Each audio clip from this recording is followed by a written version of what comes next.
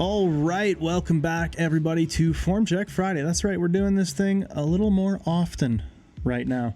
We were doing it the first Friday of every month for a little bit, and now we're just going to do it most Fridays, I think. Things are back in good working order here. We're settled into HQ. We're in a good flow, a good rhythm. We're going to try to do more of these for y'all. If you like what you see, consider stopping by and checking out the apparel shop at calgarybarbell.shop. You can also support us by checking out the app at calgarybarbell.programs.app.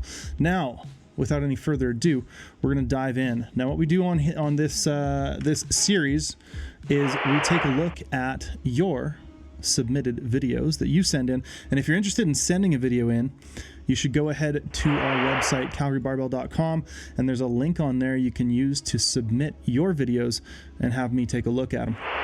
So we left off last week with Angel's deadlift. Now, he said he's been lifting a little bit over 5 years. He's 5'3", 82 kilos. He's trying to get stronger while on a cut, which, as we all know, can be a little bit of a challenging thing to do. Now, he's looking to compete. He can pull both sumo and conventional. And he's looking for meets around Houston, but doesn't want to join a federation. And I think I mentioned this last time, but you're probably going to have to join a federation unless you just want to do a completely unsanctioned competition. Joining a federation, however, doesn't exclude you from joining other federations. I'm sure you've maybe been privy to a bunch of drama between federations and stuff. You don't really have to worry about any of that stuff until you're, maybe at the national level or so. Now, without any further ado, without jabbering anymore, let's get looking at this deadlift. Now, when I saw this last week, I think the first thing I thought was just literally keep doing exactly what you're doing. I think you do a really good job for the most part pulling the slack out of the bar. I think maybe a bit better job on rep 1 than on rep 2, so good consistency.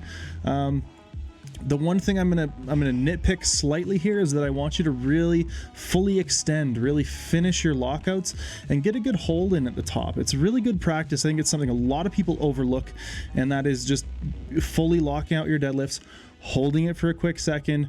It's going to help strengthen your grip, and it's going to help condition you to have good balance at the top, to make sure that you're fully locking out every single deadlift.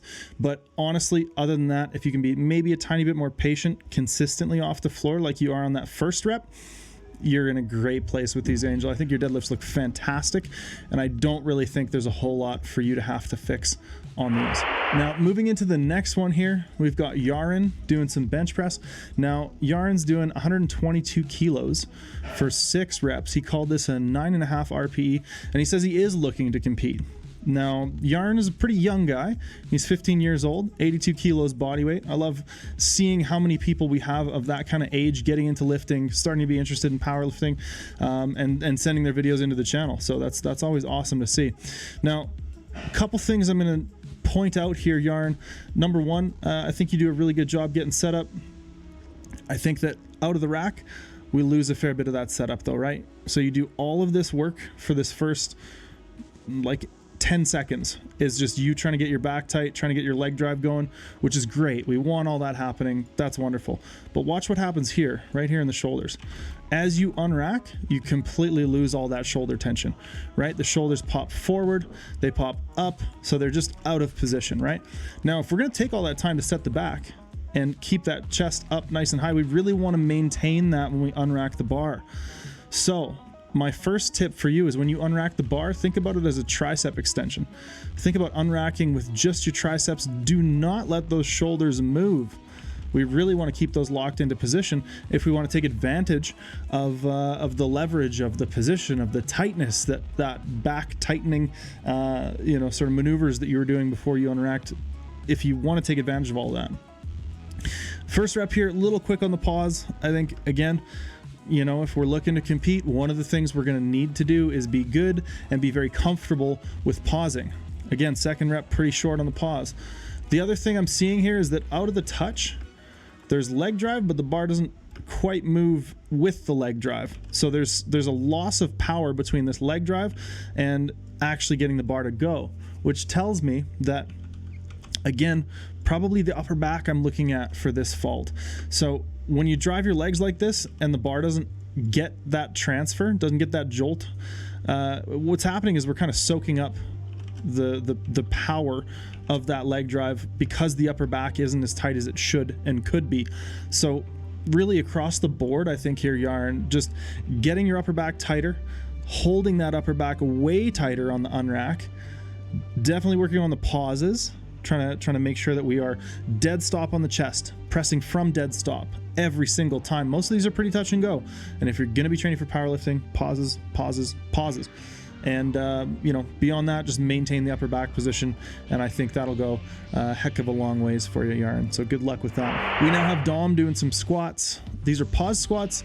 It's 120 kilos for 3 reps. This is about 82% of his 1RM. He says he's been doing powerlifting training for about 9 months. And he also says squat used to be his favorite lift, but now he feels like he's hit a bit of a wall with technique tweaks. And I'm not sure if that means that he's looking for further ways to improve, or if he went a little to the overly conscious, perhaps bordering on neurotic, like over analytical of technique side of things. And Dom also mentions that he's hoping to compete sometime next year. Now, the reason I mention the sort of going overboard on cueing and overthinking technique is because I think a lot of people end up there. I think that there's such an overabundance of information and conflicting cues, conflicting messages. You might watch one of these Form Check Fridays and the next week I'm giving somebody the exact opposite advice. That's not because the first advice is invalid. It's because the advice and the technique and the way that people need to move needs to be individualized. It's so important that we have a different approach to coaching different lifters because of the individuality of the human frame, because of the way that the body adapts to tension and stress and all the confounding factors in terms of like your ability to recover, in terms of life stress and all that kind of stuff. And maybe that gets more into like fatigue and actually adapting to the training. But it is really important to have individual advice, to have things that are tailored to you. So anyways, I'll end my tirade there, but don't overlook the fact that somebody else's technique advice might not be perfect for you. Now, let's get into these squats. I think overall we're doing a really good job with the squat. I think the couple things I would pick out are that we're maybe a little overextended. So what I mean by that is, you know, this is your back here. We have 2 sort of main movements, if you want to talk about it like that, in the back or the spine, right? We have extension, which is going this way, and we have flexion, which is going this way, right? Generally, we want to try to be somewhere in the neutral range, a little bit extended, a little bit flexed. Neither is bad. It's all good.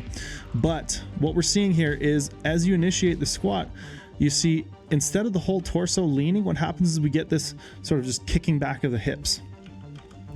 Now, that can make it a little bit tough to get to depth sometimes, and we're also seeing that at the bottom, right? These look a little bit high. So when I see depth issues, the 2 things I go to are, number 1, bracing, which I think we're probably a little overextended. I think if we tried to be a little more ribs down in the brace, maybe we look down a little bit, and that when we sit back into the squat, that we allow the trunk to come forward a little bit. Don't worry so much about trying to stay super upright. We've done a couple of videos on that on our channel. Now, when you set your torso angle, we want to let that chest come forward. We want the whole body to tilt, right? Then we want to sit straight down. The other thing I look at when it comes to depth issues is usually stance width, because that's going to dictate, at least roughly, where our knees go and how wide our knees are. A lot of times people end up too wide or too narrow for their hip structure by having too wide or too narrow a stance. So if you're hitting issues or having issues getting to depth, sometimes adjusting stance width can be the thing. I think for you the stance width looks okay. I'm more thinking that this is probably the fault, right? This sort of overextension. I think if you can be a little more ribs down, if you can allow yourself to have a more sort of neutral range back position, that you're probably going to find it a lot easier to get to good depth without sort of feeling like you're running out of movement, feeling like you're running out of range of motion. Now, the other thing that comes out of this with this really extended position is we run into kind of a sticking point out of the bottom, right? There. So the hips come up, the knees come back, and we end up getting pulled forward by the bar. I think if we brace, again, a little bit more forward, we're at least in a consistent torso angle. So we might be a little bit more bent forward, but we're the same position on the way down and on the way up. The issue arises when we're in very different positions on the way down, right? So we're like that on the way down, and we're like this on the way up, right? Bit of a difference in angle there. And the common cues of, you know, making sure you're pushing through the toes, keeping your knees forward, staying in your quads, all that kind of stuff, it's all well and good. But I think, again, just making sure that you're in a good torso position into the bottom allows you to more easily recreate that same position and maintain that position on the way up. So a couple things in terms of the squat morning and in terms of being a little overextended there. I hope that helps you out, Dom. Lastly, we have Emile. Now, Emile's doing some deadlifts, 187.5 kilos for a set of 5 at 9 RPE. Now, Emile feels like he gets poor leg drive off the floor. He says it feels a much better a little ways up in the range of motion. He also said when he fails a lift, he always seems to fail it at the bottom. So this is going to be our submission for all of y'all to go ahead and give your critiques for in the comments section below. Let us know what you think Emile can do better, and I will come back and start things off with my thoughts on Emile's deadlift next time. Take it easy, everybody, and we'll see you next time.